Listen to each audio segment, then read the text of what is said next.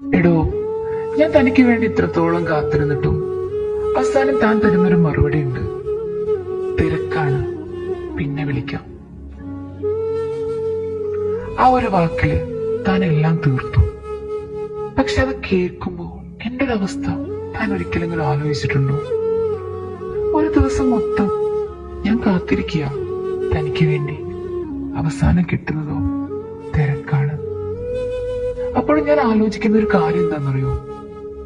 അന്നും ഇതേ തിരക്കുകളും ഇതേ പരിപാടിയും തന്നെ അല്ലായിരുന്നു തനിക്ക്.